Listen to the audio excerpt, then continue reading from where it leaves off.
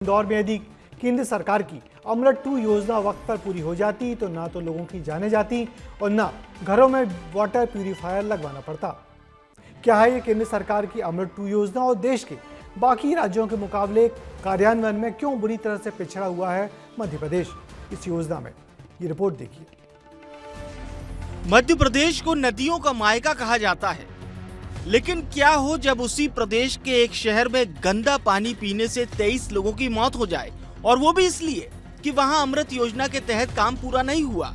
यानी जिस योजना का नाम अमृत है, जिसके लिए 5000 करोड़ से ज्यादा खर्च किए गए हों, मध्य प्रदेश में वही अमृत योजना 2.0 में इतना कम काम हुआ है कि देश के दूसरे राज्यों का आंकड़ा मिलाया जाए तो सिर शर्म से झुक जाएगा। मध्य प्रदेश में अमृत योजना 2.0 में अब तक महज 21% ही वाटर सप्लाई का काम हुआ है, जबकि सीवरेज में तो ये आंकड़ा बेहद शर्मनाक यानी महज 6% ही है। जबकि इस योजना के लिए 5565 करोड़ से ज्यादा का बजट है। अक्टूबर 2021 में योजना की शुरुआत हो चुकी है, बावजूद इसके काम नहीं हो रहा है।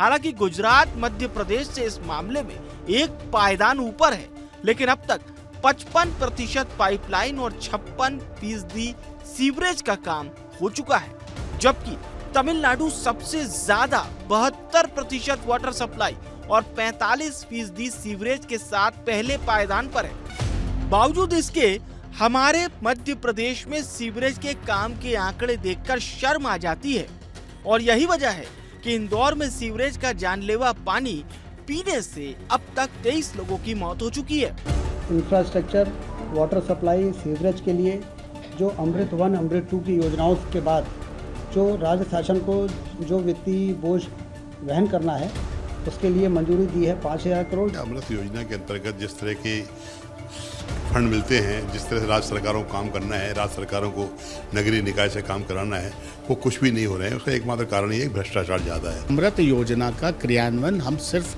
6% कर पाए हैं। जहाँ भी उनने कॉलोनियाँ जो बन रही हैं नगर निगम क्षेत्र में, तो ये अमृत योजना के तहत सीवेज लाइन और पानी की लाइन इसको प्रॉपर तरीके से डालना बहुत जरूरी है। इंदौर जैसी घटना दोबारा कहीं पर ना हो, इस पर सबको काम करने की जरूरत है। हालांकि सरकार ने ये माना है कि काम की रफ्तार धीमी है और आने वाले दिनों में काम की रफ्तार में तेजी भी आएगी। यानी ये अमृत योजना पूरी हो जाती तो उन 23 बेगुनाहों की जान नहीं जाती। लेकिन थोड़ा रुकिए, ये मौतें तो सिर्फ इंदौर में हुई है। योजना के तहत सीवरेज का 1600 करोड़ का काम कई जिलों में अटका है। बैतूल में सीवरेज प्लान का 115 करोड़ से ज्यादा का काम टेंडर नहीं होने के कारण अटका है। ग्वालियर में 116 करोड़ का सीवरेज प्रोजेक्ट डीपीआर पेंडिंग होने की वजह से नहीं हो पा रहा है। जबलपुर में नए जोन और 55 गाँव के लिए 784 करोड़ का प्रोजेक्ट टेंडर के कारण शुरू नहीं हो पा रहा है।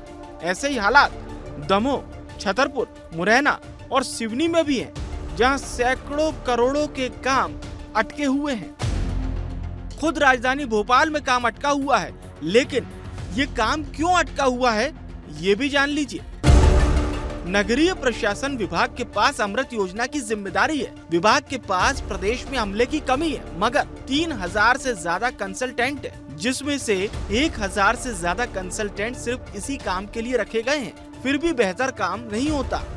दूसरा बड़ा मुद्दा है ठेकेदार को चुनने में भारी भ्रष्टाचार होना, जिससे योजनाएं कुछ महीनों में ही दम तोड़ देती हैं। कुल मिलाकर जनता के टैक्स की गाढ़ी कमाई खाने वाले जिम्मेदार पूरी सुविधा ले रहे हैं, बिस्लरी का पानी पी रहे हैं और जनता को गंदा पानी पीकर मरने के लिए छोड़ रहे हैं। विस्तार न्यूज के लिए विवेक पांडे की रिपोर्ट। तो जब केंद्र की सरकार साफ पानी और सीवरेज के लिए 1000 करोड़ रुपए का फंड दे रही है, तब भी इस योजना का पूरा नहीं होना मध्य प्रदेश के नगरीय प्रशासन विभाग का नकारापन और मंत्री अफसरों की लापरवाही है, जो ये योजना प्रदेश में सफल न हो सकी। यदि अमृत 2 तय समय पर पूरी हो जाती तो इंदौर में जनता पीने के पानी के नाम पर घरों में सप्लाई हुए जहर से मरती नहीं।